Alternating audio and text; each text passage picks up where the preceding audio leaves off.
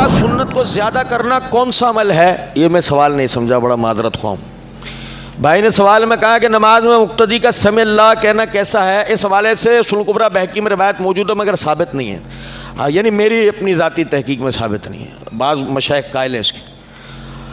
ایک بھائی نے سوال کیا کہ حضرت علی رضی اللہ تعالیٰ عنہ کو مولا کہنا کیسا ہے؟ بھائی حدیث میں الفاظ من کنت مولا ہوں فہذا علی مولا، جس کا میں مولا ہوں اس کا علی مولا ہے۔ سوال کرنے والا دیکھو کتنا شیعت سے متاثر ہے کہ وہ سوال میں یہ نہیں کہہ رہا ہے نبی صلی اللہ علیہ وسلم کو مولا کہنا کیسا ہے۔ یہ ہے شیعت کا پروپیگنڈا، کتنی آرام سے تم نے قبول کر لیا۔ ابے حدیث میں پہلے علی کا نام تھوڑی ہے، پہلے کس کا ہے؟ پہلے کس کا ہے؟ محمد الرسول اللہ صلی اللہ علیہ من کنت مولا ہوں، جس کا میں مولا ہوں۔ تو پہلے مولا کس کو ماننا چاہیے تھا؟ بتائیے، اب بتائیے بھائی، نبی صلی اللہ آج تک بولا تم نے مولا محمد؟ بولا نہیں نا؟ کیوں؟ تم اب تک شیعت کا پروپیگنڈا تمہارے پاس آیا نہیں تھا، مولا علی کے لیے آ گیا، تم نے فوراً قبول کر لیا۔ اور سنو مزے کی بات، صحیح بخاری کے اندر حدیث ہے، تو میں بتاؤں شیعت کا پروپیگنڈا کتنا خطرناک ہوتا ہے۔ صحیح بخاری کے اندر حدیث ہے، زید بن حارثہ رضی اللہ تعالیٰ عنہ کو مخاطب کر کے نبی صلی اللہ علیہ وسلم نے فرمایا، اور کس کے مقابلے میں کہا، کس کے ساتھ کہا؟ مشہور حدیث ہے، آدھی پڑھتے ہو آدھی چھوڑ دیتے ہو۔ تمہیں سنانے والا بھی آدھی سناتا ہے آدھی چھوڑ دیتا ہے، کون سا؟ ہمارا والا نہیں، مولائی، سمجھ گئے؟ مولائی سمجھ گئے؟ ہاں، مولائی دو نمبر ہوتے ہیں، اصلی والے نہیں ہوتے ہیں، مولائی ہمیشہ دو نمبر ہوگا۔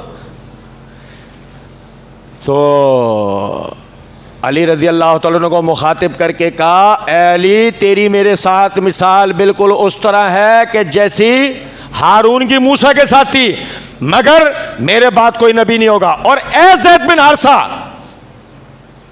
انتا اخونا و مولانا، انتا تو دین میں ہمارا بھائی ہے اور ہمارا مولا ہے۔ اب میں جان بوجھ کے ترجمہ نہیں کر رہا ہوں، سنیں ذرا بات کو، انتا اخونا و مولانا، علی کے ساتھ، علی کو نہیں کہا ہے، کس کو کہا ہے؟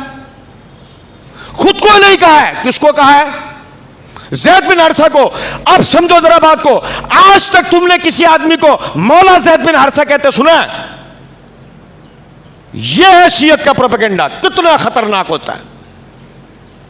اب میرے بھائی سمجھو ذرا نقطے کو، علی کا ذکر کیا، کہہ دی اس کی فضیلت، علی کی فضیلت بتا دی۔ زید بن حارثہ کی باری آئی تو مولا کس کو کہا ہے؟